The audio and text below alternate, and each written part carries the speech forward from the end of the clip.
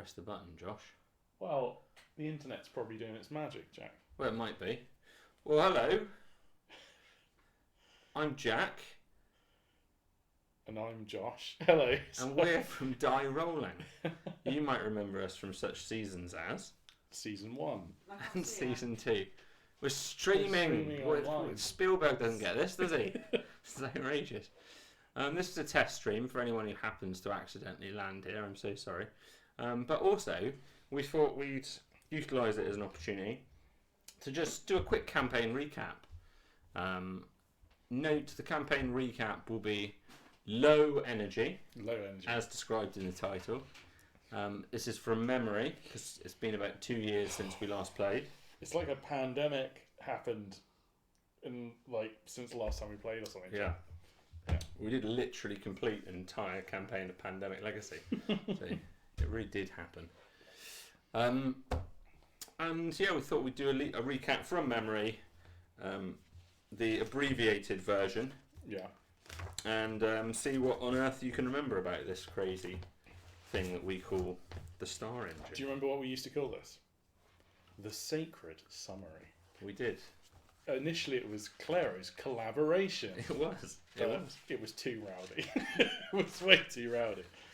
So our first episode goes live tomorrow night, Tuesday, 7:30, January the whatever it is, the 11th. I think. January the So please do come and join us. But for now, Josh. Hello. This is the last time you'll be known as Josh throughout this campaign, as you'll be returning to the world of Asher. What can you remember about the Star Engine?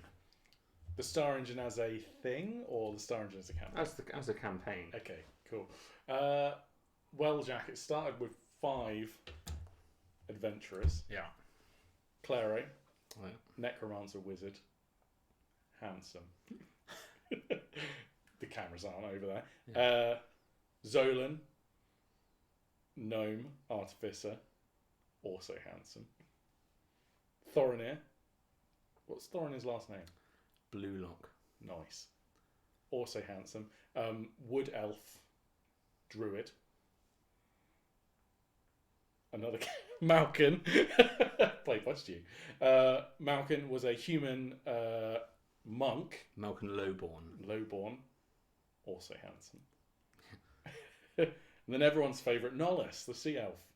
Blue in skin, happy in nature, was our cleric. 2 years. Okay. Anyway, the adventure started with them at a river and a very slippery log. Yes, it did. And they wandered to a place called Weirdwit. And why were they led there? Can you remember? They were each given a piece of parchment. And you actually physically gave us burnt parchment that explained to them that they needed to go there. Now, each one of them was given that parchment and that quest by a different person, which they kind of eventually ended up being all associated with Weirdwit. Weirdwit was in the middle of a whole bunch of really thick, thicket. And there was a tunnel down through the ground into a big hollow, which had a massive conch in. We do actually have a picture of the conch right there on the wall. And drawn by our fans. Yeah, all the work on the wall. Love it. Look at that. Anna gave us that in person. That was awesome. Hand delivered from America. So we went to the conch. Can't remember the name of anyone that lived there except from Gore Elizabeth. Yeah. Badua, Goric, Aaron, Melly, Edward. We all remember Edward. Yeah, he died a horrible death. But basically from there, we met this group, and they kind of acknowledged the fact that we were maybe a bit of an eclectic group with a weird background. But they also explained that that we had a quest to do. We were there to help the world, and that we would rise to the occasion, even though we kind of all questioned that. We actually met a bit of an anti-group. There was Goric and so Goric was the dwarf. Yes, dark dwarf. Who were the two guys at the entrance when we arrived? You met Layla and Weir. Yeah. She was the three-arrowed archer. Yeah. Weir, who was kind of a skilled thief come swashbuckler. Yeah. And then you had Benji and Derek, who you came to know and love. They'll be important later. Yeah. But they were very much like the anti. Okay, if you were in Pokemon, you had Ash, right, Yeah. and then you had Gary, Yeah. right. They were the Gary of this campaign. Yeah. Always one step ahead of us. Pokemon always like one level above your Pokemon. You're like, how the hell did you do that, Gary? They were very much like the Gary of our D&D campaign. Anyway, we were given quests. We were given, importantly, one side quest, which was to go to the town of Callus and find a halfling named Jingo, and just to let him know that his sister was back at the conch, and that she was doing well, and that Jingo could come back to Weirdwit and be safe. Claro took that perhaps maybe like a little bit. The weighting of the quest was a little bit heavy. He was very focused on that. But we were told to, I believe, head east, and it was on the way heading east. So winning. Close enough. Yeah.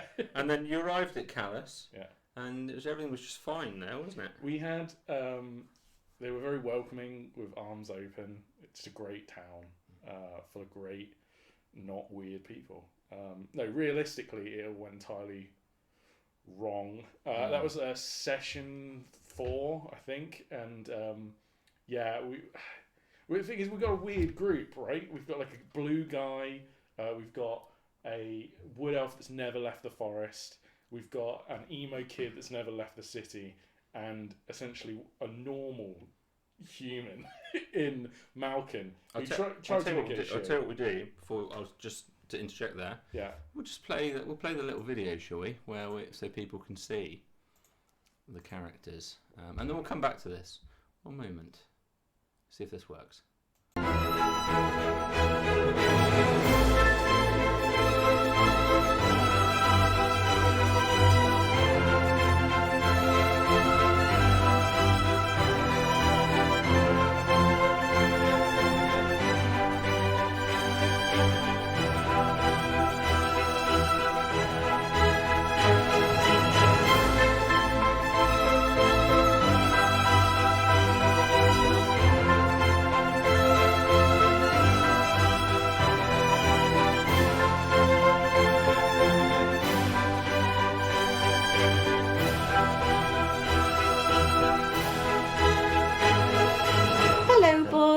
Pink lemonade? Mom!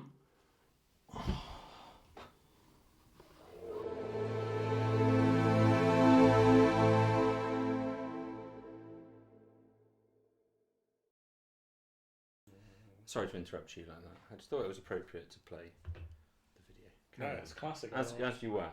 I loved recording that. Mm. If you look at my clips, it actually snowed that day. It I think it was very Skyrim. Yeah. We went to Callus. We didn't negotiate very well in terms of getting into the city. It went very wrong, and we very quickly kind of had made a name for ourselves as trouble. Yeah. So recovering from that situation, we managed to go around the other side of the town. We got our sea elf to swim in, and he dropped a rope down. We scaled the walls, and we managed to round after round. We fought a towns guard who kind of bested us in dice rolls over and over and over again. Can you remember his name? Yeah, with G. Yeah. He was a bit of a Gary. I'll find him. Anyway, we managed to get into town. I'll skip on through. We went to a pub called the Baby Scarin. Yeah.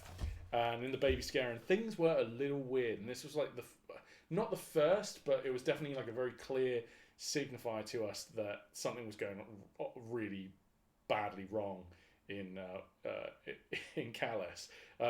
They were eating this porridge called baby porridge, made by a large green creature called Porridge, with whelks from under his moobs. Yeah. And when you ate the porridge, which was essentially like it tasted like and smelled like vomit, you even if you threw it up, you had the greatest desire to keep eating it. And Thorinir had dressed up as a character called Jock, who had eaten the porridge, and it all just went a little mad. Anyway, to cut a long story short, we realised the town was a little bit insane, so we decided we would turbo the quest basically and speed things up. So we went to go and find little Jingo, the halfling, at the song barn. We broke into the song barn. Jingo wasn't there. We got caught by guards. We murdered the guards and ran away. Yeah. Quite a traditional method of solving an early quest in a Dungeons and Dragons campaign. I think this is like the usual approach. Just new characters. Yeah. Get excited. You've got a new character sheet with all these spells and attacks that you can use, and so you go a little wild. And yeah, so we murdered some people. Claro ran away and jumped into the river, and the rest of the party. Oh no, Zolan ran out of town and went up a tree, and the others got arrested. Yeah, it went generally quite well. So by session 4 or 5, we were basically locked up. Yeah. And bearing in mind, in Asher, magic is very much outlawed. Worship of one of the gods, Ophidia, is completely banned. She's the god of kind of magic. And these guys had just walked into a kind of human settlement, just unleashed magic everywhere within the first couple of sessions. So they made a bit of a reputation for themselves and ran away. Yeah. So the next session started in the prison cells with the group locked up, or at least 3 of the group. And they met Captain Vilnos, who was head of the town's guard. And Vilnos was I remember him being quite a handsome man. And he explained to them the families of the guards that they had murdered. And they kind of appreciated the weight of their crimes. It was quite sad. And I had a week to think about it as well. Yeah. My in-laws had come to stay, so I actually got to watch this session remote. But so it was quite interesting, watching them pay for their crimes, even though I'm pretty sure I threw the first spell. But there we go. Fortunately, a strange occurrence was happening at one of the houses of some of the elves that were in the town, and they were short on cooks. So they just decided that they would basically get prisoners from the prison to cook for these elves, and just the weirdest session ensued of cooking terrible meals for a group of elves. And there was a very stressed, can you remember his name? Very stressed concierge, basically, in this huge building. He was Hayden. Can you do his voice?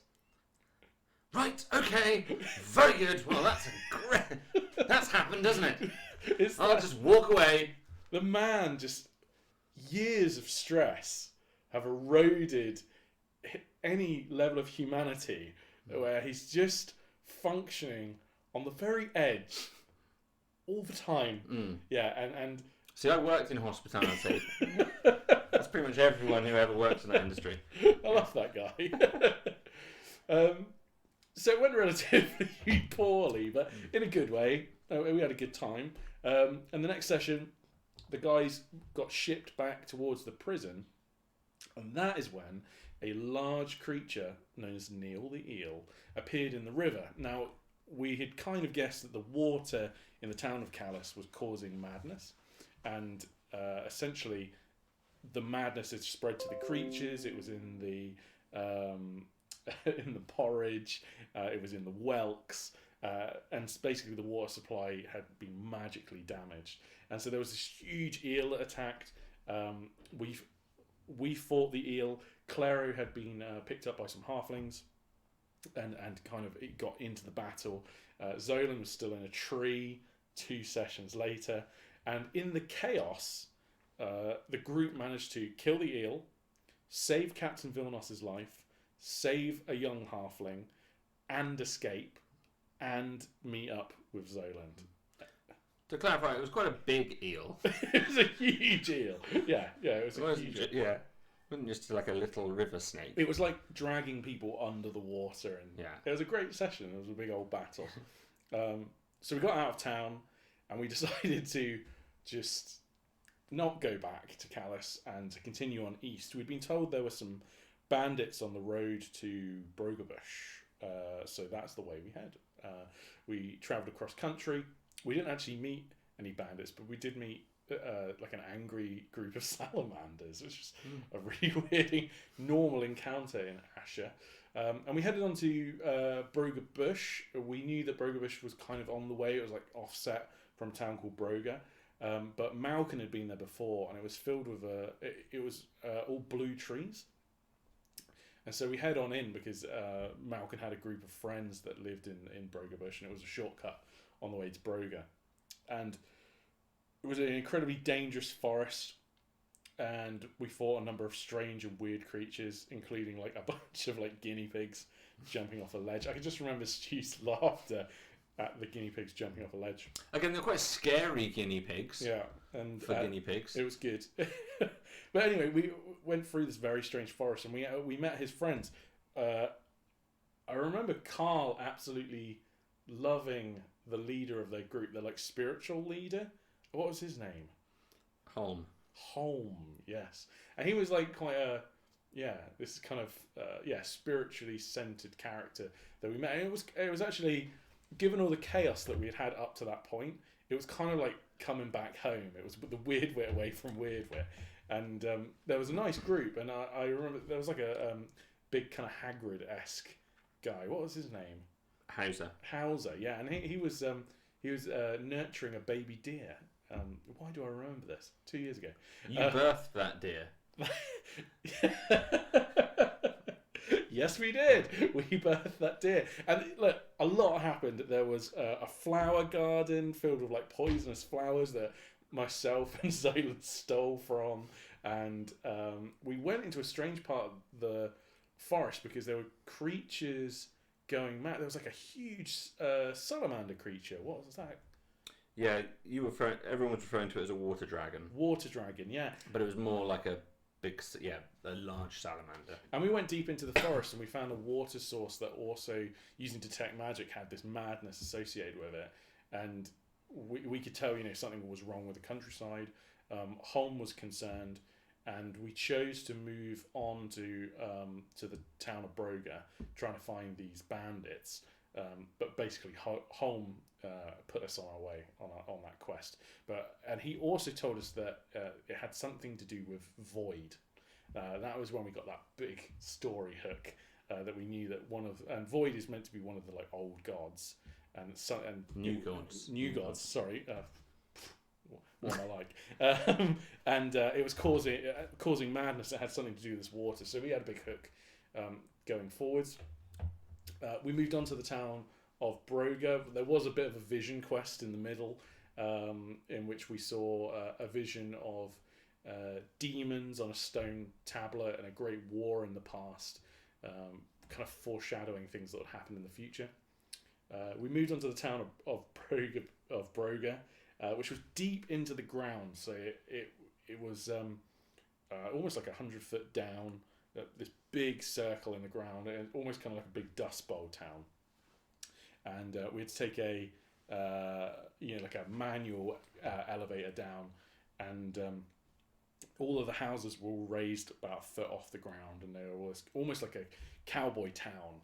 And we went into the first shop, and the man there was selling fine galoshes, which was just like this really weird thing to come across. Gallic, the shopkeeper, an important character. And so we bought fine galoshes, which added us a bonus to our charisma because we looked so great.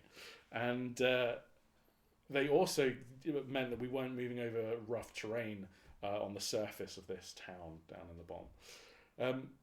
Weird town. We met Scragger John, a man who likes to scrag. If you want to know how to scrag, look up the video on how to scrag. Yeah, there's a clip actually, isn't there, on our Twitch? Yeah, that was good fun. We met a little boy that told us sang us a little song about the stories of Demrick the Brave. Yeah. And it was kind of a lovely little town in that regard. We stayed at the hotel. Well, it's not a hotel. It's the pub. We witnessed a man. Fluming Burden. The Fluming Burden. We met a man with a hot poker. We witnessed something very strange. Dr. Gable. Yeah, at least said about that, the better. In terms of like really weird story hooks that were in the town, we knew that there were rivals between the two farms, and they farmed these little fish that were in the mud. Gambles. Gambles, of which the gamble eggs were a delicacy. So we actually went to the two farms, and being terrible players like we are, we had no real association with either group. And on the way, we met a thing called the Red Ronk Swamper, which is a big creature that had come down into the Dust Bowl, and no one kind of knew why it was there. Nollis, in all of his intelligence, decided to talk to the fish, because he is a sea creature, and he told the fish to go away, that there was no more food here and it wasn't worth being there. And the fish left, which... We weren't there long enough to see the repercussions of that, but the main export of this town was gambles and gamble eggs, and we'd removed that from the town. So no matter which farm was in the wrong or right, everyone was screwed. Like there's no reason to come back to that town. Anyway, so next in your wake of destruction. Yeah, we'd heard news that a delegation from might have been from Callus. Were they coming from Equa? All the way from Equa. There's a trade delegation from Callus. Callus. They were coming of elves, and they were going to come to Broga. And we were interested in seeing what all of that was about. We knew that Callus was a bit of a dodgy place. So we posed ourselves as the security group that were coming forwards in front of this delegation, and that allowed us to get into the hall and meet the the town's leaders. And it was quite clear that something was really off. There was a prostitute called Chastity, who's the head of the coin or whatever. There's never confirmed she was a prostitute, just to be clear. It was inferred heavily. And there was a character called Scum who worked for them. Never a good sign when that's your name. There was Peter the Rapist. This is a 12A stream. Peter the Rapist, not a great character. He says that he didn't do it. Anyway, really weird group of leaders. So we decided to destroy them. I can't remember the exact reasoning. I'm sure we had a really good reason to do that. Sure. But anyway, it ended up in a huge fight. In fact, I think it was the next day we went back and there was a huge fight, because I remember a lot of townspeople being there. And we just took the leaders out of this town. There was a big fight that happened in there, lots of murder, and we needed to leave. The night before... Can you see a pattern? The night before, Thorinir had turned into a massive badger and created a ramp out of the town. Yeah, as a druid. A druid, which meant that we could then get out of town quickly, which was really useful. It also meant that anyone that wanted to come into the town could come into the town quickly as well, which is probably a bad thing. So we left Broga, and that was about halfway through our campaign, and we basically destroyed two towns, which we still couldn't work out what we were doing wrong, really. And what were the instructions you'd received from Weirdwit initially? I can't remember. I probably couldn't remember then either. They were so your goal, the reason why you were at Weirdwit, is because they were a group of do-gooders, basically. They were a group of people trying to make a difference in the world, tired of... We'd made a difference in the world. Yeah, tired of oppression from the elves, who sort of run the kingdom.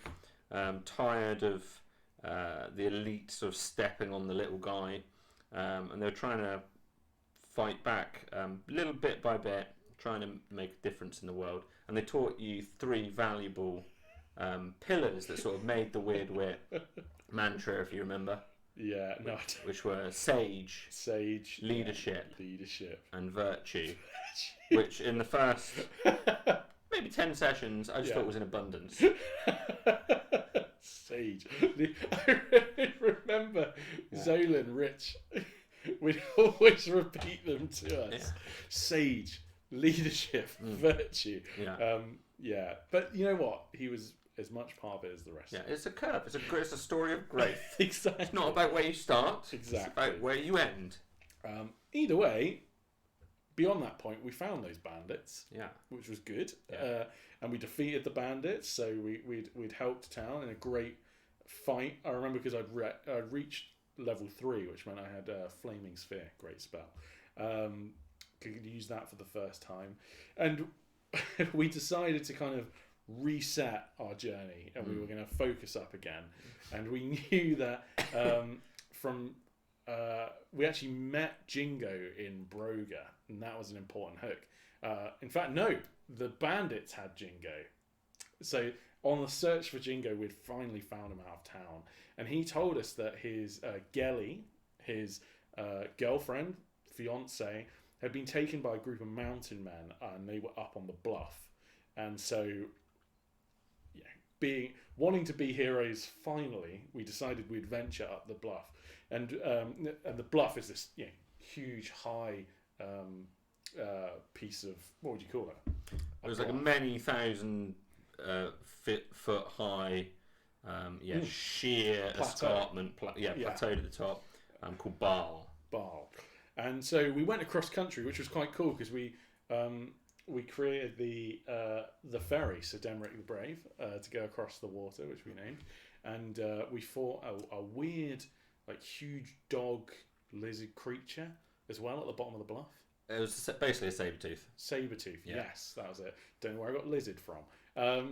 And then we using our pitons and our ropes, we decided to climb the bluff, which was like, it was like a hardcore way up. So we head on up, and we had to go for a cloud, which was essentially underwater. Like, you couldn't breathe through it. It was almost like under the sea for a thick, sort of almost 200 meters going up. So we had to heavily lean on Nollis's underwater skills to get us through there. We met a really weird, needy turtle man. Kappa. The least said about him, the better. And we got up there. We got to the top of the bluff, and at the top of the bluff there was a number of like hot springs, and these little like kind of mounds that actually turned out to be the homes of these mountain men. We negotiated with them to try and get Gelly back.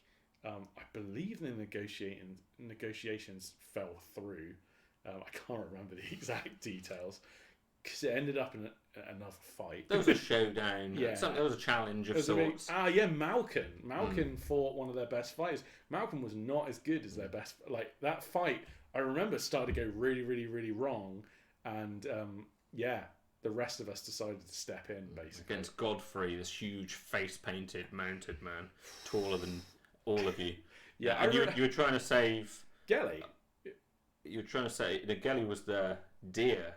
Oh, so what was Jingo's girlfriend? Jingo's girlfriend, that's a good question. Yeah. Was called. Carry on. Anyway, we're trying to save Jingo's girlfriend. Yeah. And the fight was not going. Garrus wasn't going. Wasn't going to plan. And so we stepped in, and classically with every town we go to, the magic started flying, and the arrows started flying, and Thorinir turned into a massive spider, and it all failed in the end because Jingo ended up getting caught, Garrus ended up getting caught, and we ended up escaping. And this was a real point of contention. We got through the clouds and out again, and Clara had been knocked out. And one point you missed was that Godfrey had there was this woman there who was knocked out. Oh yeah, yeah. She had been captured. You learnt from Callus. From Dathkar Crag. Yes. and the Baal folk had taken her to this mountain. Yes. and you were trying to rescue her. Oh, and they were. And that was how the duel started. Their like king or leader was like collecting women. He was horrible, and we managed to save none of them, if I remember. Casper. Yeah, we managed to save none of them. So a few regrets. So we escaped, and It's the underdog story. to be an underdog, you have to have some success. Yeah, so we escaped, and did we save her? No. No. But we decided to head to Dathgar Crag. I think Casper had told us that something was going on there, and we did have a bit of a hook that was going to be important with Void, and going to Dathgar Crag was going to be of worth. So following his words, we headed off in that direction. And you found Fossbrock. Yes. So on the way, heading north, we went via. So you had to pretty much go via Fossbrock to get to Dathgar Crag. And you head off into the mountains. And Fossbrock was a little town of a halfling town, but there was something strange going on. There was like a witching on the town, and there were these piles of meat everywhere. But if you ate the meat, then you would also become bewitched, and you would think that it was just like food or like something you'd want to eat or something reasonable, or drank the water. That was one of the big things. Like, so it was like the water again, but the whole town was bewitched. Really weird. And there were a lot of, for clarity, there were a lot of canals running all through the town. Yeah. There was a big waterfall Yeah. that flowed upwards there. So part of the reason why the bewitching, as it were, got stronger and stronger is because you were surrounded by more and more of this water. Yeah, and it was a real freaky place. So we played a little. We actually eventually found the townsfolk inside the waterfall, and they were with a number of these creatures that we've seen in the Song Barn as well. What are they called? They were the Brock. Yeah, they're like luck dragons. Yeah. They're like little luck dragons. And they're really cute. And yeah, they kind of, they're these little musical creatures, big musical creatures. And so yeah, there was a really weird room with anyway, some odd encounters with this magic and this madness. And we managed to find the townsfolk and get them out of town, which was really important. There was a fight with a weird bird. The details are unimportant. And you started seeing quite a lot of visions as Claro. Yes, so Claro, he started to see a lot of visions. He started to see a big dark creature in his mind. He also uncovered his an animal in the darkness in one of his visions. He used the is it coal? The 10 gold of coal to find this creature. And yeah, he found Reap, which is this little owl, which is his animal. And Reap has a personality of his own, and he had been trapped in a realm, and Clary managed to find him. So then he had his familiar. Drawn by the lovely Anna, thank you, Anna. One of our regular watchers. And Reap was a big help to the team later on. But yeah, so we managed to sort of save the townspeople. That was our first win, really, in the campaign. And that was like session 35. So there you go. It was a long way in, but we saved the townspeople of Fossbrock, and they pointed us in the direction of Dathgar Crag, and they actually ended up heading off with one of our friends. They headed off towards Weirdwit. With Aaron and with Melly. Yes, with Aaron and Melly. So that was good. That we knew that they would be safe. So something occurs to me. We did a return trip to Callus. You did a return trip to Weirdwit. Yeah. Which we completely missed. We completely missed that. Yes, which was a very notable part of the campaign. Yeah, that was really important. So that was after Broga. Yeah, that was before you didn't go straight to Fossbrock. We didn't go straight to the bluff. Yes, that's So it was an important one or two sessions. Backtrack. Where it's from memory. It was 2 years ago. Yeah. Well, this is important. You're doing very well. Claro, myself, Zolan, and Thorinir, we backtracked to Weirdwit because we felt like we'd gone off track. And so we decided that we would go back to Weirdwit and we would seek guidance from Big Badua, big lad. Badua, an Osai, Badua. 4-armed Osai, huge, towering. Which at the time I think was the right thing to do because we didn't know what we were doing post program. We really did need to seek help. So we went back to Weirdwit and huge campaign change because we went to Weirdwit and we met with them and they helped us and they guided us, and it was part of the reason why we knew we needed to go. We actually took Jingo back, I believe, and we knew we needed to go to the Bluff. We knew we needed to go to Fossbrock. And it was this conch. So yeah, it's Back at the conch at Weirdwit. cavernous conch, and it was kind of a safe haven for all these outcasts, all the people that felt repressed, and it was a very safe place to be with a lot of characters who you became quite fond of. Yeah. If there was a Sector 7 of our campaign, this was the Sector 7 that we were going to do. This is our 7th heaven. But turned up was the two... while we were there, a huge machine turned up and encapsulated the top of this big hole in the ground that we were in. And it was blowing all of this gas and smoke down in there. And it was... what are their names? Derek, who was a dragoon, which is he claimed to be one of the last of the dragoons, which are this race of think dragonborn, humanoid dragons, and Benji, who's this nasty little sort of he's a real Benji. Yeah, a real Benji, a real nasty human lowlife. Thanks for joining us, Denola.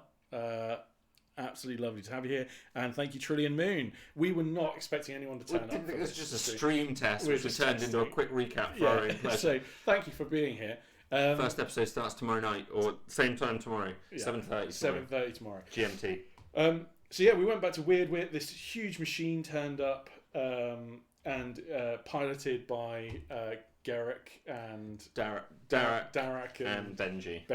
I always got their names wrong. Darak and Benji, and basically they had betrayed the group. So they arrived. They destroyed Weirdwit. They caved in the conch and that whole cavern. The guards from Callus had turned up, so there was a bit of a to and fro as we were trying to escape. And actually, we ended up getting arrested and taken back to Callus, along with all of the people that we had with us. So it was a real low point in the campaign. But luckily we had our other friends arrive at that point in time, and Callus itself was under attack by the Mountain Men, which is Baal, which is what took us to the Bluff. So we managed to defeat the guards of Callus. It was quite a light battle because they were quite confused, and some of the Mountain Men. Save some of the people from Weirdwit, and also catch up with some of the core characters from Weirdwit, which is why the halflings from Fossbrock ended up coming back this way. Anyway. But notably, during this big explosion and subsequent cave-in Weirdwit, some of the key characters from your perspective, some of the first people that brought you to the human region in Badua, Gorick, Gore Elizabeth, you never heard from them again after that cave-in. Yeah, Gore Elizabeth, pretty damn sure she was dead. And she fought off a number of the guards from Callus to allow people to escape. So that was sad. We liked Gore Elizabeth. Zolan actually has a small homunculus, which is like tiny Gore Elizabeth or whatever. Yeah. Mini Gore Elizabeth. Mini Gore Elizabeth. Yeah, so there we go. And she was one of the, as she says, one of the last of the sort of half orcs. Yeah. But we attempted to be heroes again after that. Obviously, up Bluff it didn't completely work, but in Fossbrock it was better. And we did manage to get those halflings out, and they headed off to Callus actually to stay there. And we headed on back on towards Dathgar Crag. which was really like that's the kind of apex point of this this campaign. Apex point is the wrong word, but it's the big jumping off. So we headed through the mountains. It got tighter and tighter. Reap kept flying up in the air and keeping check for us, and we headed on towards this large city. Huge walls. It was surrounded in a mist, which was kind of concerning. Again, we believe this kind of was like a mist of madness, and we got through. We got into the town, but it was dead quiet, really dead quiet. What a city of automation and kind of like a bit of steampunk in it. And it was the halfling capital, actually. Yeah, and it really was a capital. It had a bank. It had a big central hall. It was neatly cobbled. It was a city that should have been bustling with activity, but it was very, very quiet. And we fill in details for me, but we did meet a number of halflings, but they were mostly mad, basically. Super magic. Yeah, we did meet super. Yeah, because Super Magic was entirely sane. Yeah, we met a halfling called Super Magic, and he believed he could cast magic. I think he was the mayor. Yeah. He was lovely. He was absolutely lovely. But he did give us a bit of a tour about town. We did we did check a number of notable buildings. There was like a shopping mall, which we kept fighting this madness, these masks that were on creatures from within the town, absolutely horrible, kind of possessing of the local halflings. We went up this grand tower of glass elevators, and halflings started falling from the roof and attacking us. We had to work our way down. But there was a number of really cool set pieces, I assure you. Go back and watch them. So there was this kind of almost shopping outlet. There was the central hub, which we managed to go down into the ground, and we fought a number of these halflings. We went to the bank as well, which was insane. And it's this massive tilting bank vault, which we really almost died in. Horrifying. And we also found the mines, and the mines had been caved in. The gnome line. The gnome line, which where did it go? It went all the way to... As far as you understand, it connected to the gnome territories. Yeah. So, the whole city was possessed, and something was deeply, deeply wrong. In our investigations, we ended up going to the essentially a big glass house, the Flowersium. Yeah, it was filled with different big crops of big coloured flowers, and we confronted a dark creature which seemed to be this kind of central darkness within this city, and we fought it, and we believed to have defeated it, but when on defeating that creature, we all passed out, and we essentially appeared in another realm of grossness. Thanks for that, Jack. Imagine the internals of a starship, but the automatic doors are sphincters. So you're on the Starship Enterprise, but everything's butts. I think I used other adjectives. So it's this weird, fleshy environment, and we believed we were, maybe in the mind of a creature, or in a strange environment. It wasn't entirely real, but for all intents and purposes, it was real to us. All of the passageways, all the walls were sort of a mixture of organic matter and stone most of the way around the floors, the ceilings. You're remembering more butts than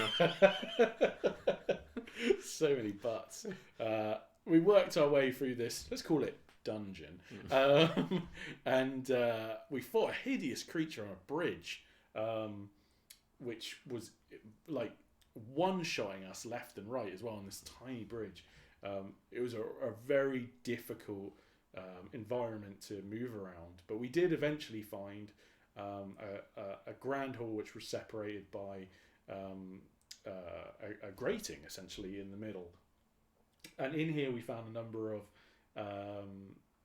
historical artifacts, essentially like statues that when we reassembled them with components from in and about the hall in small separate rooms, very dangerous separate rooms, we saw stories of old, so stories of old heroes that were fighting. From what we could tell, the new gods didn't exist at that point in the past that was being presented to us. So we were being told the story of basically how everything came to be through these old heroes, which was awesome. I don't remember the exact details. Go back and watch. Is there anything you want to fill us in there, Jack? The gods were Ophelia, Void, Celeste, and Seisu, and one of whom was Nolus, our sea elf's kind of patron. Celeste, and he discovered that upon discovery that actually at one point in time she had been humanoid, not an immortal god, that greeted him with a severe dilemma. Doubts. Because he, on one hand, this god that he'd spent his entire life basing all of his clerical studies around, he just discovered wasn't always a god. Which left him feeling somehow empty and lost. And with the other hand, he realised, well, if she started as a mortal, maybe I can ascend to become a god. And it was this moment where, because Nolus had always believed he was immortal. Yes, and that was quite a moment for him. And the other more notable part is that the bag in which our artificer, Zolan, our gnomish artificer, Zolan, had always carried with him, which is his bag where he withdraws all of his magical tricks and alike from. He found out that was the missing component of the final statue to progress you guys through to the next room, which was a bit of a shock for some. Yeah, it also meant the world which we were in had some like incredibly powerful magic in it. So yeah, we had the potential to become gods. We defeated the dark creatures that were in that area, all these kind of creatures of madness, and then we're confronted with another upward flowing waterfall in the wall of the main room, and it was pretty clear that this was our rainbow bridge. This is there was no way coming back from this. This is where we were going to confront everything that came together. So we headed in and we walked up the wall, up the waterfall, and everything that was literally walked. Everything turned 90 degrees. Up we went, and everything that was close to the reality we knew changed. So we went into essentially a corridor of color, and where short distances were long distances were short, and there were two mighty pillars there, and beyond was the dark sphere that we knew was Void, so one of these new gods, and also was Benji and Derek were also correct there. Yes. So they were trying to achieve the same thing we were doing, and this is part of the reason, except they went about it the wrong way by betraying the people of Weirdwit, and so we had to fight Benji and Derek as we all worked our way towards Void. Void, in turn, tried to make promises to all of us that if we didn't, destroy this new god, that he would grant us powers, would grant us roll back time, would change the world that we lived in to make it as we wanted it to be, just anything but destroying him. We managed to it was an insane encounter. Personalities were swapped between bodies, including that of Derek and Benji, being then taken over by player characters. with Thorinir actually taking on Darek, this huge dragoon, and we all encroached upon Void, and Void was this big black sphere. In the end, once we had beaten it back with kind of arrows and spells, a black sphere that you could hold in your hands, but to hold it was an incredible amount of power. And in the end, we were all on our last legs. We were actually taking damage to our max HP, not just our HP. So like even our ability to stand was being reduced. And in the end, Thorinir as Darek, as the dragoon, let out a huge fire breath, probably one of the most powerful attacks we'd ever seen. Unfortunately, being of critically low HP, I think it was 10 HP max, and he was less than that. Nollis was hit by that fire breath, and it took him down to less than minus his max HP, and therefore he was instantly killed. Sad times. We don't know what has happened to him, because this was like right again at the ending of this campaign. Claro managed to get hold of this black sphere, get it off our combatants that we were fighting, and then we all passed out because we had, for all intents and purposes, killed a god, which was pretty hardcore. He remembers awaking and the sphere being taken off him, so that's something we don't have in our possession anymore. And then we finished with our epilogue. And in the epilogue, Zolan awakes on a cart with, he believes to be his friends. And the, I can't remember if he's called Ratcatcher or the... Weasel. Weasel. There you go, pretty close. Weasel, the cart driver, chats to Zolan, and he tells him, they can go anywhere they want to go. They're all on the back of the cart, and where do you want to go, Zolan? And before Zolan can kind of give him any form of real conversation, bells are heard in the background, and Weasel turns to Zolan and he says they've got to run. And not just any bells, the loudest bell that anyone has ever heard, to the point where it was creating sonic boom energy and blasting you off the car. Yeah, we were knocked around, and he says it's the Augur's bells, correct?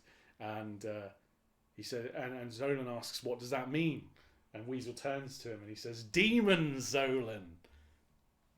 And that is where we finished, which is, it just raises so many questions, Jack. And I've been waiting 2 years to answer them.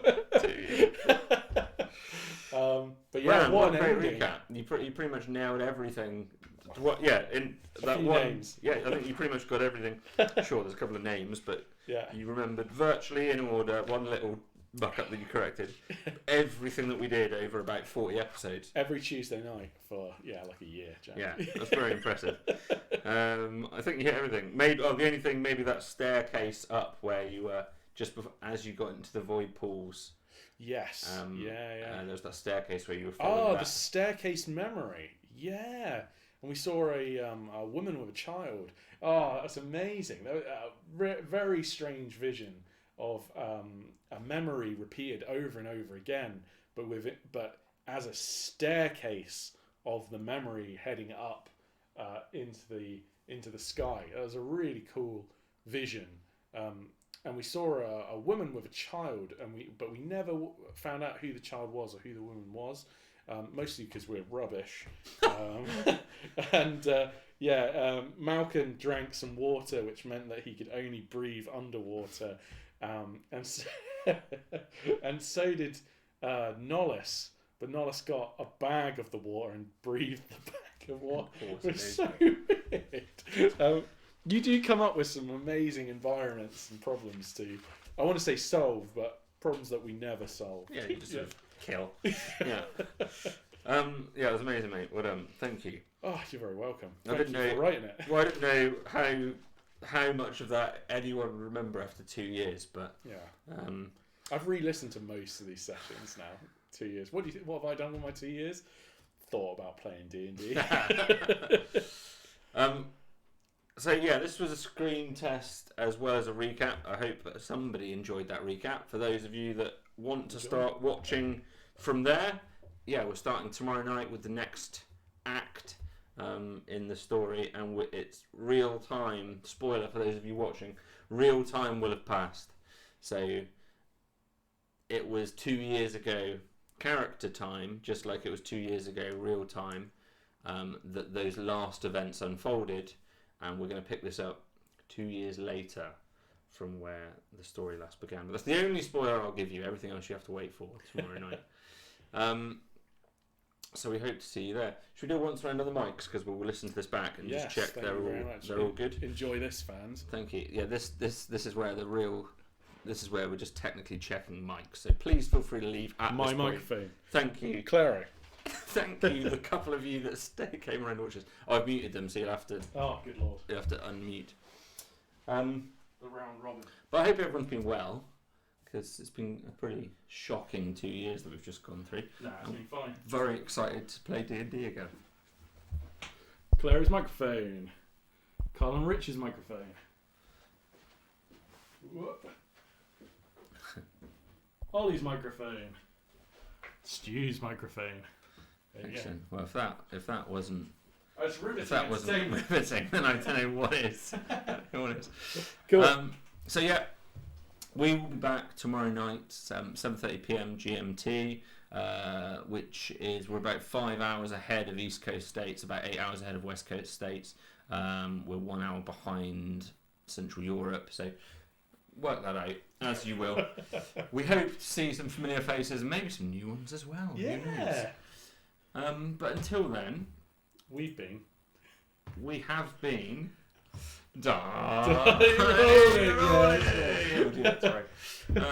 Let's test the stream starting soon placard. Please, I'm excited. Cheers, guys. See you tomorrow.